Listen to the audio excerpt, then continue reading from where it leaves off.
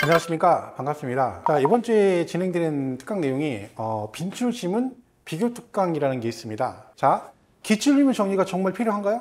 필요합니다. 우리가 착각하는 게 있습니다. 우리 시험은 기출이 기본입니다, 기본. 그러니까 이걸 하지 않고 시험을 보러 가는 건 말이 안 되는 거죠. 그렇죠? 근데 대부분 사람들이 내가 해보니까 기출문제 내가 10번을 풀었는데 막상 시험 보니까 그대로 안 나가 점수가 안 나왔다. 그거는요, 잘못된 거예요, 공부 방법이.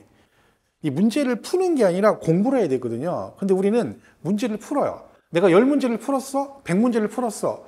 답을 맞췄더니 30개 맞췄어요. 그건 의미가 없어요. 왜 맞고 틀리는가 중요한 거죠. 그러면 그 문제를 풀거나 지문 하나하나가 왜 맞고 틀린지 그걸 우리가 비교 분석을 해야 됩니다. 그 작업이 되지 않으면 맨날 문제 풀어봤자 맨날 똑같아요. 이런 얘기를 많이 하죠. 저도 그 얘기를 많이 듣습니다. 선생님들이 와가지고 이게 들어도 필요 없다고 하던데요, 이런 얘기를 하거든요. 방법의 차이가 있어요. 그래서 그 방법을 잘 찾아야 됩니다. 그래서 이 지문 정리 정말 중요합니다. 그래서 저도 여기 강의 내용을 지문 비교 정리를 해가지고 진행을 하도록 교재를 꾸몄습니다. 자, 그래서 어떤 분이 그래, 어떤 사람이 이거 사람을 들어야 되나 치는. 자, 세법 공부를 열심히, 그것도 징그럽게 열심히 하시는 분들이 들어야 돼요. 자, 이건 역설법입니다. 징그럽게 열심히 한다는 얘기는 무슨 말이야? 언니 오빠 말 잘 들으시는 분, 즉 뭐야? 공부를 안 하는 거죠.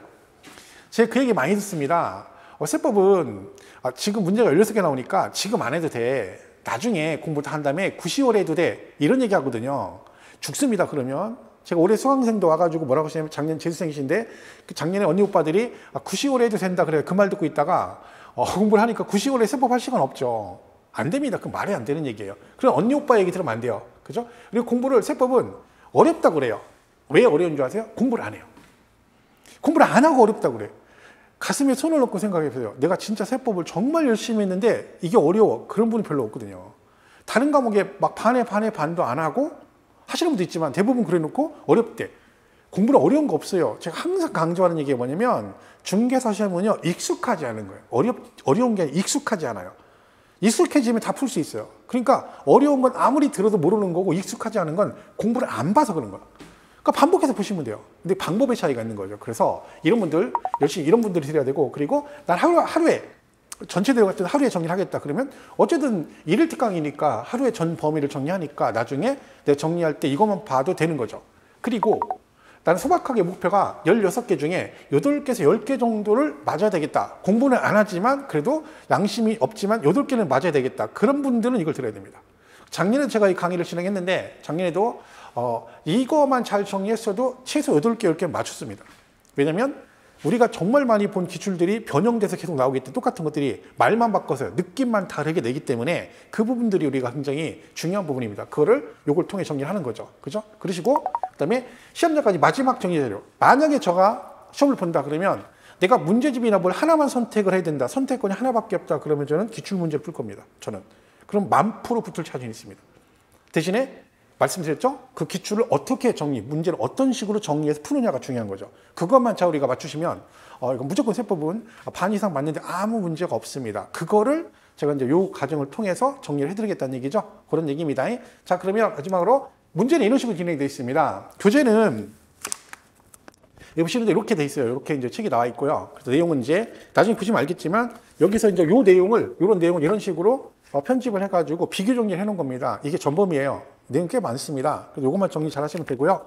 문제는 예를 들면 이런 거예요. 이렇게 해서 취득세 과표는 취득 당시 가액에 걸한다. 다만 연보로 취득하게 되면 과표는 뭐다? 연보금 총액과 매회 사실상 지급되는 금액. 이 두 가지가 있네요. 그러면 여기서 답을 고르는 거죠. 그럼 답은 얘인데 답이 이것도 중요하지만 이 지문이 이렇게 바뀔 수 있다는 거지. 그러니까 이거 비교하는 거예요. 그러니까 꼭 답이 니은이건 기억이건 나머지 하나도 필요한 거죠. 왜? 그런 식으로 변형하는 지문을 같이 넣은 거예요.